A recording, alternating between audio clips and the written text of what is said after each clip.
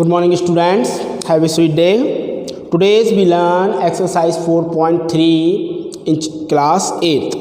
कल हमने 4.2 एक्सरसाइज का क्वेश्चन 1 किया था, 2 क्वेश्चन किए थे। एक क्वेश्चन मैंने आपको होमवर्क में दिया होगा। आई होप आपने उसको करके देखा होगा और किसी तरह की कोई दिक्कत नहीं आई होगी। अगर आती है तो आप मुझसे ग्रुप में पूछ सकते हैं। बात करते हैं आज एक्सरसाइज 4.3 के क्वेश्चन नंबर फर्स्ट पार्ट की। अब फर्स्ट पार्ट क्या है? Construct the following coordinational. हमें कोऑर्डिनेशनल ड्रॉ करना है, कंस्ट्रक्ट करना है। उस कोऑर्डिनेशनल का नाम है मोर।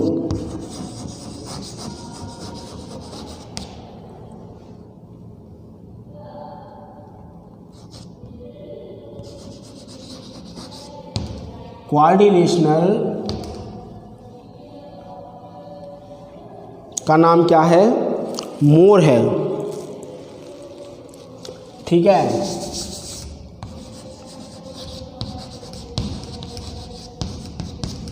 अब मोर कोऑर्डिनेशनल को कंस्ट्रक्ट करने के लिए उसने हमें साइडें दे रखी हैं। एमओ दे दिया है उसने हमें 6 सेंटीमीटर, ओ आर है 4.5 सेंटीमीटर,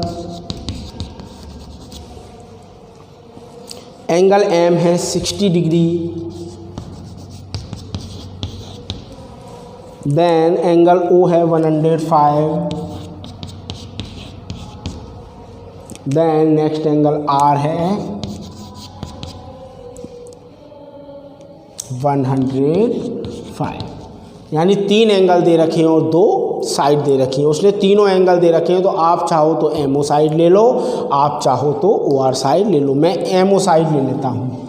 मैंने सबसे पहले एमओ ड्रॉ किया स्केल से, कितना 6 सेंटीमीटर। क्लियर है। फिर मैंने एम पे रखा प्रोजेक्टर जो हमारा, जिसे हम हिंदी में चांदा बोलते हैं, जिसमें 0 से 90 डिग्री तक के, 0 से 180 डिग्री तक के एंगल्स होते हैं। मैं एम पे रखूँगा इस पॉइंट पे।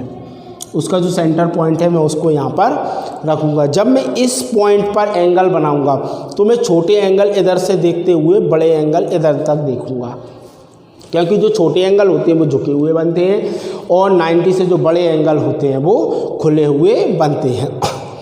इस पॉइंट पर छोटे एंगल इस साइड बनेंगे, बड़े एंगल इस साइड। मुझे एम एंगल कितने का बनाना है? 60 डिग्री का। तो मैंने देखा तो यहाँ कहीं 60 आएगा, तो मैंने ये 60 डिग्री का एंगल कंस्ट्रक्ट कर दिया।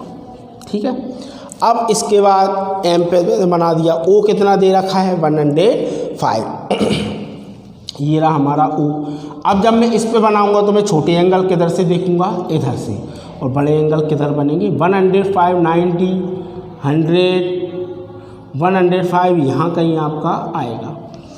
तो मैं ये 105 का एंगल कंस्ट्रक्ट कर दूंगा। 2 एंगल कंस्ट्रक्ट हो चुके हैं। ठीक है। एमओ मैंने साइड लेके चला था। अभी ये 2 चीज़ बच रही हैं, O R. M O R यहाँ कहीं होगा, तो आर को निकालने के लिए ओ आर कितना दिया है? 4.5 सेंटीमीटर। तो ओ से आर तक 4.5 सेंटीमीटर का मैं स्केल से नाप के कंपास से एक आर्क लगाऊंगा। कितने का लगाऊंगा? 4.5 सेंटीमीटर का, जिससे ये जो लाइन को काटेगा वो किस पॉइंट पर काटेगा? आर पर। और एंगल आर मुझे कितने का बनाना है? 105 का।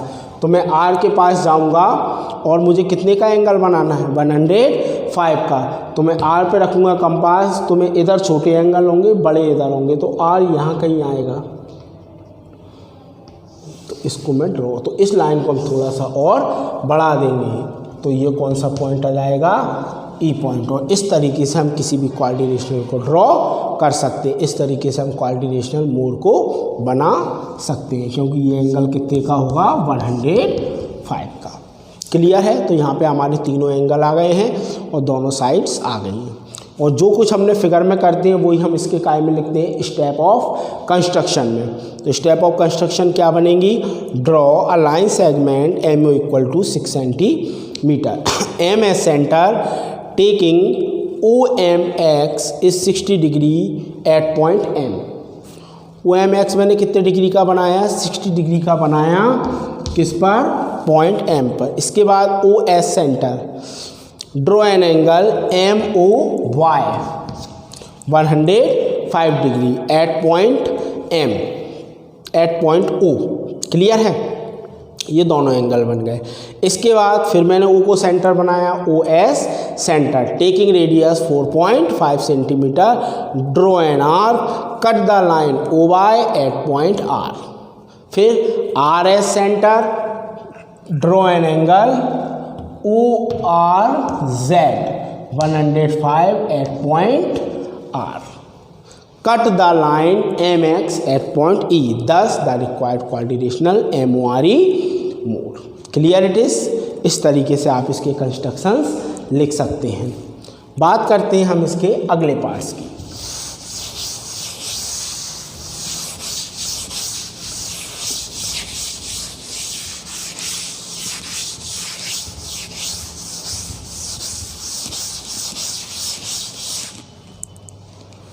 अगला पार्ट है बेटा इसका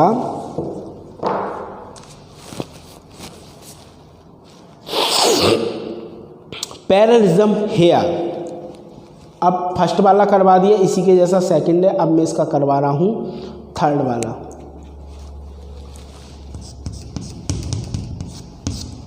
थर्ड में हमें क्वाड्रिलेटरल क्या बनाना है,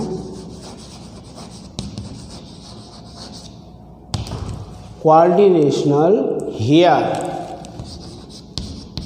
HEAR। इसके लिए उसने हमें क्या क्या दे रखा है, HE दे रखा है 5 सेंटीमीटर एंड EA दे रखा है 6 सेंटीमीटर एंड एंगल R दे रखा है 85 डिग्री। अब ये क्वाड्रिलेटरल हमें बनाना है पैरेललिज्म में। उसने हमसे खुद कहा था कि ये क्या है, एक पैरेललिज्म है। क्लियर है। अब पैरेललिज्म होता क्या है, पैरेललिज्म एक ऐसा क्वाड्रिलेटरल होता है जिसकी अपोजिट साइड्स कैसी होती हैं, इक्वल होती हैं, अपोजिट एंगल्स भी कैसे होते हैं, इक्वल, और डायगोनल क्या करते हैं, बाइसेक्ट। तो इनमें से मैं कोई भी एक साइड, जब मेरे पास एंगल क्या दे रखा है,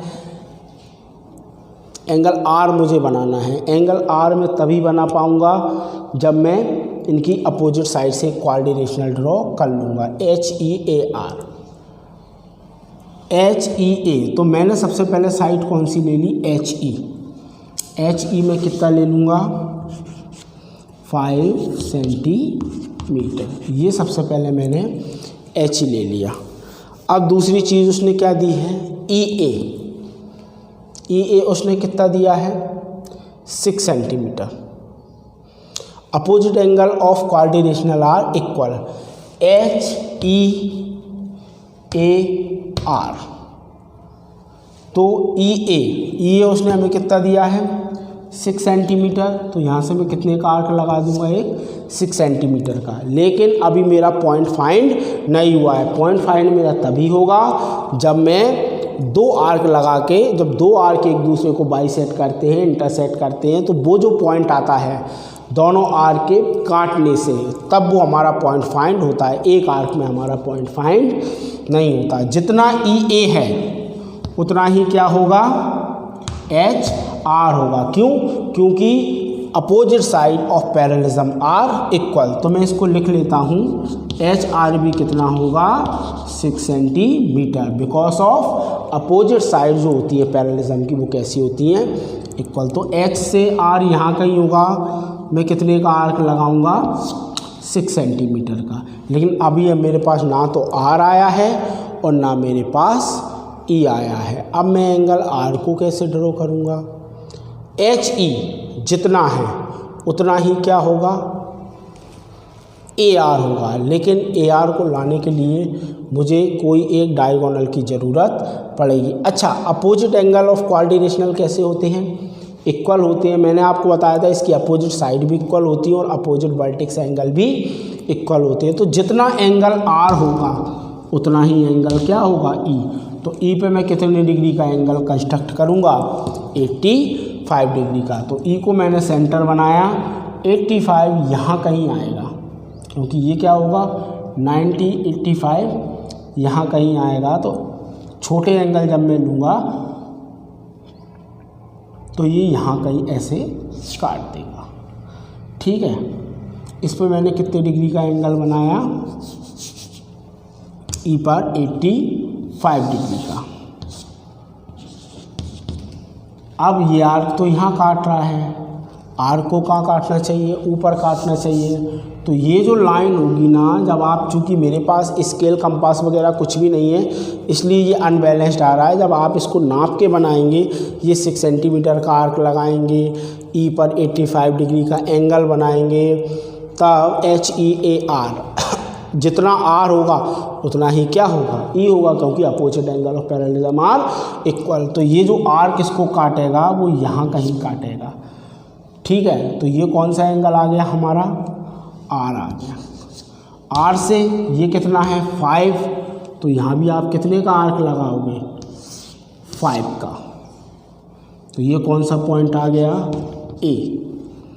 इनको ज्वाइन किया, इसको ज्वाइन किया, इसको ज्वाइन किया, तो इस तरीके से आपका एक पैरेललिज्म ड्रॉ होगा। ये 5 है तो ये भी कितना होगा 5, ये 6 है तो ये भी कितना होगा 6, और इस तरीके से हमें एंगल आर कितना मिल जाएगा 85 डिग्री का। एक बार और समझ लीजिए, सबसे पहले मैंने क्या किया, मुझे एक पैरेललिज्म ड्रॉ करना है HEAR हेयर। सबसे पहले मैंने H लिया 5 सेंटीमीटर, क्लियर है। फिर इसके बाद ई उसने हमें खुद नहीं दिया था, कितना दिया था 6 सेंटीमीटर, तो मैंने 6 सेंटीमीटर का एक आर्क लगा दिया। अब इधर से एस से मैंने 6 सेंटीमीटर का एक आर्क लगाया। क्यों लगाया, क्योंकि जो अपोजिट साइड होती है पैरेललिज्म की वो इक्वल होती है, लेकिन फिर भी 2 आर्क लगाने के बाद भी हमारे पास पॉइंट नहीं आ पा रहा था। तो अपोजिट एंगल्स भी कैसे होते हैं पैरेललिज्म के, इक्वल होते हैं। तो आर की जगह उसका अपोजिट एंगल क्या है, ई। तो मैंने ई पर कितने डिग्री का एंगल बनाया 85 डिग्री का। तो जो एंगल की लाइन है वो आर को किस पॉइंट पर काटेगी, आर पर, जो हमने आर्क लगाया था। आर से opposite side of parallelogram are equal, जब ये 5 है तो ये भी डिस्टेंस कितनी होगी 5 होगी। तो यहाँ से मैंने 5 सेंटीमीटर डिस्टेंस लेके एक और आर्क लगाया, जो ओल्ड आर्क को कहाँ कट करेगा, पॉइंट ए पर, और इस तरह से मुझे एक कोऑर्डिनेशनल मिल जाएगा हेयर। सो हम इसकी कंस्ट्रक्शन कैसे लिखेंगे, draw a line segment HE equal to 5 centimetre, ES centre taking radius EA equal to 6 centimetre, draw an arc. Then HS center taking same radius, draw an arc. Next step होगी ES centre taking angle HEX 85 degree at point E because of opposite angle of parallelogram are equal. Cut the arc at point R. RS centre taking radius 5 centimeter, H equal to RA equal to 5 centimeter, draw an arc, cut the old arc या previous arc at point A, join RA, EA, RH, thus the required parallelism HEAR। इस तरीके से हम इसके construction को solve कर सकते हैं, लिख सकते हैं। और एक पैरेललिज्म का क्वेश्चन बेटा आपका आता ही है, इसलिए आप अच्छे से इसको करके देखिए। अब इसका 2 क्वेश्चन और बचना है, एक आपको रेक्टेंगल बनाना है, एक कोऑर्डिनेशनल बनाना है। ये 2 क्वेश्चन मैं आपको होमवर्क में दे रहा हूँ, आप इनको करके देखें। किसी तरह का कोई डाउट आए तो आप मुझसे ग्रुप पर पूछ सकते हैं। ओके स्टूडेंट, सो आज की क्लास हम यहीं ख़त्म करते हैं। Have a sweet day.